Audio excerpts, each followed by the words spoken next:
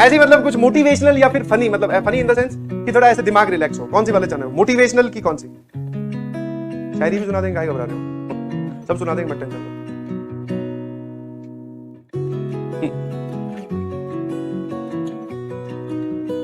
Funny funny, हाँ ये ठीक है। अब मतलब उसमें कोई ऐसा मोटिवेशन वाला पंगा तो नहीं है ना? तो सुनो जरा ध्यान से, एक गलती की स्टोरी सुनो। जो बचपन में हम गलतियां करते हैं ना, उसमें से ही एक कहानी ऐसी है। वापस पुराने लोग जानते हैं, नए लोगों के लिए नया है तो ध्यान सुनना, ठीक है? स्कूल की, हॉस्टल टाइम की, जब चिंटू हुआ करते थे, ठीक है? प्लॉट समझा देता हूं। क्लास 3rd या 4th की बात है, आई डोंट एग्जैक्टली रिमेंबर, पता नहीं है, 4th या 3री क्लास की बात है। तो जो छोटे बच्चे होते हैं उनको हॉस्टल में एक पूरे वार्ड में एक साथ रखा जाता है। जब आप बड़े हो जाते हो, मतलब 8, 9, 9th 10th में चले जाते हो, तब आपको एक रूम में 3 लोग या 2 लोग, वो वाली सिचुएशन होती है। तो हमारा क्या है, ऐसे वार्ड था पूरा, एक तरफ इस तरफ बेड लगे हुए थे बहुत सारे, और एक तरफ इस तरफ बेड लगे हुए थे, और कुछ बेड्स यहाँ पे लगे हुए थे, ठीक है? ये हॉल मेन एंट्रेंस का था, ध्यान सुनना। तो क्या हुआ, जो छोटे वाले बच्चों के जो वार्डन थे ना, वो थे उस स्कूल में, उनका एक और रिस्पॉन्सिबिलिटी भी थी उनके पास, वार्डन के साथ साथ वो थे फीस कलेक्ट करते हैं। क्या बोलते हैं उसको हम टेक्निकल लैंग्वेज में, जो स्कूल में फीस इकट्ठी करते हैं, मतलब फाइनेंशियल मैनेजर बोलते हो, वो सबके फीस। तो उनके पास एक पाउच रहता था ब्लैक कलर का, वो जो होता है ना छोटा, हाथ में डल जाता है और उसमें खूब सारे नोट होते हैं। तो उनके पास एक पाउच रहता था जिसमें वो सारी फीस दिन में जो इकट्ठी हुई है स्कूल की, वो रखते थे, ठीक है? आया ना? तो अब क्या हुआ, हाँ क्लर्क, बिल्कुल सही। यहां पर मेरा बेड था सबसे इस तरफ वाले कोने में ही, हाँ ये वाला। तो वो शाम को पढ़ाई वाला, स्टडी आवर जिसको बोल रहे हैं, वो चल रहे थे। तो वो आके मेरे ही बेड पे बैठे और सभी बच्चों से बात करने लगे, जिसके जो डाउट है वो बताने लगे, होमवर्क चेक करने लगे। डाउट वाला तो उस टाइम पे सीन होता नहीं था, सब लोग अपनी अपनी कॉपी दिखाओ। तो गुरुजी जो है वो इस तरफ मुंह करके बाकी सभी बच्चों को एड्रेस कर रहे थे, मेरा होमवर्क वगैरह चेक हो गया। मैं बैठा था अपने बेड पे, यहाँ उनका पाउच रखा गया, यहाँ मेरे वाले बेड पे, और पाउच की जो चेन है, एक बड़ी चेन जिसमें बड़े नोट थे, एक छोटी चेन जिसमें छोटे नोट थे, वो खुली थी, और उसमें 10-10, 20-20 के जो नोट होते हैं वो पड़े थे, ठीक है? उस टाइम पे 10-10, 20-20 के सिक्के नहीं आते थे, तो 10-10 वाले नोट थे और 20-20 वाले नोट थे। पता नहीं दिल में क्या खुराफात जागी ऐसी, समझ में? आप ऐसा एक मूवमेंट अपनी जिंदगी में सभी लोग रिलेट कर पाएंगे कि जब सब सही चल रहा होता है, पता नहीं ऐसी दिल में एक अलग से बोले ये करके देखते हैं किससे क्या फायदा होगा। तो मुझे पता नहीं क्या आया, मैंने उसमें से एक, ज्यादा नहीं, एक 10 का नोट निकाल दिया, बस ऐसे ही, और वो मैंने अपनी जेब में रख लिया। मैंने कहा इतने नोट है, इतनी फीस ये इकट्ठी करते हैं, इनको थोड़ी याद रहेगा 10 रुपए गायब हुए हैं, ये ठीक है, बढ़िया बना लिया कैंटीन वैंटीन, जब अगले दिन स्कूल में खुलेगी तो कुछ खा पी लेंगे। छोटे बच्चे यही लालच। ऑल्दो ऐसा नहीं है घर वालों की तरफ से पैसे नहीं मिलते थे भैया, प्रॉपर खर्चा और पैसे वैसे मिलते थे, ठीक है?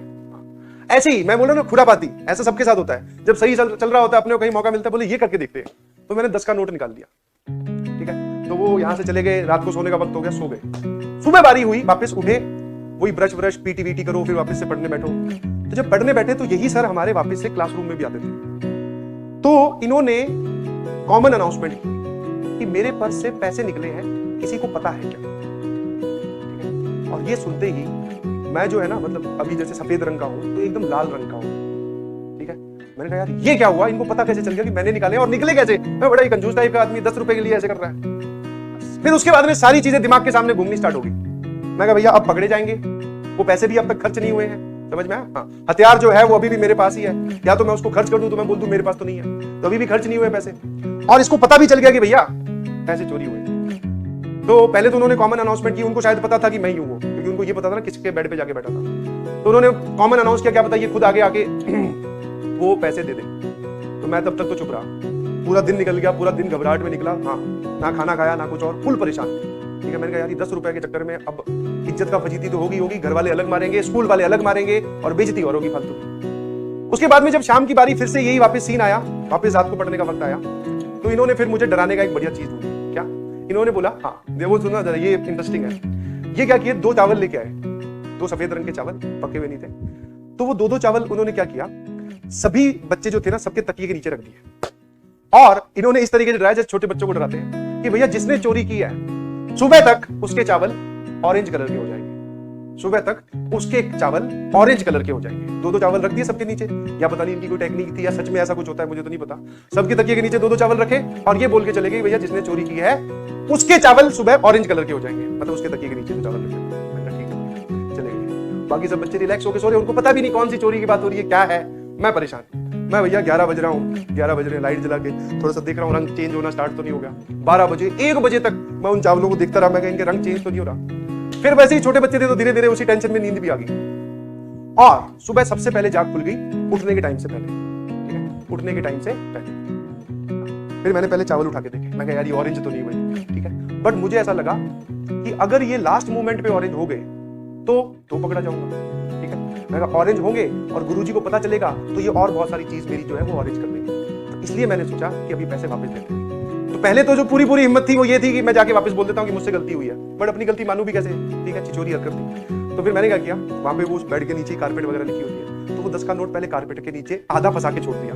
मैं कहा आए क्या पता इसको दिख जाएगी, ये रहा वो 10 का नोट, किसी ने चोरी नहीं की, सब settle, all win win situation. भैया 1 घंटा हो गया, 2 घंटे हो गए, स्कूल लगने का टाइम हो गया था, वो तो नहीं आई। फिर मैंने क्या किया, मैंने वो नोट निकाला, मैं गया उनके पास, मैं कहा सर ये आपका 10 का नोट है ना जो आप लेके इतने परेशान हो रहे हो, जिसकी वजह से आपकी जायदाद में खलल आ गई है, ये 10 का नोट वो कारपेट के नीचे पड़ा था। गुरुजी बोले कि बेटा ये तो मुझे भी पता है ये नोट कहाँ पड़ा था, और मुझे ये भी पता है कि तूने निकाला था, ठीक है, सारी बात उनको पता थी। और बोले कारपेट वारपेट के नीचे कुछ नहीं पता था, 2-3 बार मैं चेक करवा चुका हूँ जब तुम लोग स्कूल जाते होते। अच्छा ये भी ठीक है, तो उनको पता चल गया। फिर उन्होंने बस वहां पे सामने खड़े करके एक ही चीज पूछी, और जिसका मैंने ऑनेस्टली जवाब दिया। पहला सवाल तो था ऐसा किया क्यों, और इससे पहले कितनी बार कर चुके हो, क्योंकि जब कोई आप काम ऐसा कोई गलत करते हुए पकड़े जाते हो तो फिर उनको ये लगता है कि ये सारा काम ऐसा ये करता होगा। मैंने कहा इससे पहले कभी नहीं किया, और ये किया क्यों इसका मुझे भी कोई नहीं आइडिया, ठीक है। आप ऐसा बोल दो कि मन में छोटी सी खुरापात जागी थी, ये मैंने उनको नहीं बताया, बिकॉज एक्चुअल रीजन वही था। मैंने कहा इसलिए मैंने ये चोरी की, मेरे को नहीं पता, मैंने ऐसे निकाल लिए, गिर गए, उनके सामने एक्सेप्ट नहीं किया कि मैंने इंटेंशनली निकाले। मैं कहा आपका बेड पे नोट गिर गया था, फिर वो मैंने रख लिया, इतना मुझसे हुआ है, जबकि मैंने निकाला था, ठीक है। फिर उन्होंने तीसरा जो सवाल पूछा, अब बोले कि तुम्हारे पिताजी को बता दे। मैंने कहा देखो बाकी जो आपको करना है करो, पीटो, ठीक है, लगातार पीटो, 2-3 दिन तक पीटो, मुझे कोई लेना देना नहीं है, खाना मत दो, बट ये बात घर पे मत बताना, ठीक है, क्योंकि ऐसे ही फिर पेरेंट जो है वो गलत सोचते हैं। बट वो छोटी सी हरकत थी क्लास 4th की, बिलीव यू मी, उससे एक चीज तो समझ में आ गई। तो ये जो दिल में बेफालतू में जो तूफान जागते हैं ना कि ऐसा करके देखते हैं होता क्या, एक बार देखते हैं, तो वो कई बार आपको बहुत गलत सिचुएशन में फंसा देते हैं। तो बस दोनों कान पकड़े, मैंने कहा किसी को मत बताओ, 10 के चाहे 20 ले लो, मेरे पास और पैसे पड़े हैं, उसमें से और 10 रुपए दे देता हूँ, बट हाँ ये चीज किसी को मत बताना। उन्होंने बोला बस ठीक है बेटा जाओ, तुम्हें तुम्हारा सबक मिल गया है। मैंने कहा हाँ सबक तो मिल गया है, कहीं कुछ और चीजें ना मिल जाए, इसलिए फिर मैं डर के जो वो बोलते गए वो एक्सेप्ट करता है। मैं कहा हाँ ठीक है, आगे से ध्यान रखूंगा, आगे से कभी नहीं होगा, ठीक है। दिस वाज द इंसिडेंट जो बहुत बचपन में हुआ, गलतियां फिर धीरे धीरे सुधर गए। ऐसा नहीं कि उसके बाद में और गलतियां नहीं की हैं, बट इस वैरायटी की और कोई नहीं की, चोरी वाली, समझे नहीं समझे। तो आपके साथ कोई ऐसी कोई सिचुएशन आप किसी में हो जिसमें आपको लगे कि ये वाला पंगा लेके देखते हैं क्या होता है एक बार, तो पहले देख लेना उस पंगे का या फिर उस शरारत का नेचर क्या है। अगर नेचर खराब है तो मत कीजिएगा, नेचर थोड़ा सा फनी टाइप है तो कर लो, कोई बात नहीं। पहले कॉन्सिक्वेंसेस देख लेना भैया कि सिचुएशन कितनी बिगड़ सकती है, ठीक है। हाँ, और ये स्टोरी किसी को पता नहीं चलनी चाहिए, ठीक है। चलिए bye bye, thank you so much. एक लिख रहा है फेक है, कोई बात नहीं बेटा, तुझे सुन के मजा आया ना, है ना। हाँ वैसे तो सारी चीजें ही फेक है। कल जाके जो केजीएफ के पीछे सीटियां बजा रहा था, सच में है ऐसा कोई केजीएफ है ऐसा है? तुझे क्या लगता है जब वो चलता होगा उसके साथ 7 कारें चलती है? कुछ नहीं, उसकी खुद की कार ही मुश्किल से चलती है, ठीक है। मजे लो, सिर्फ पहले ही बोला था, ज्यादा बोलते हैं ना बात में घुसने की कोशिश ना करो। और फेक नहीं है, दिस इज ओरिजिनल 100%। एक पात्र कैरेक्टर, फिल्मिंग तो इसकी हुई नहीं है, एक कैरेक्टर और एक सिचुएशन, एक बात जो मैंने बताई दैट इज 100% करेक्ट, ठीक है। Bye bye, thank you so much, love you all. फिर मुलाकात होगी, ध्यान से पढ़ते रहिए प्लीज, ठीक है। वापस जो एक बात मैं हमेशा बोलता हूं, आपको नीचे गिराने के लिए, आपको बहकाने के लिए, आपको डीमोटिवेट करने के लिए 1 करोड़ की पावर 1 करोड़ फैक्टर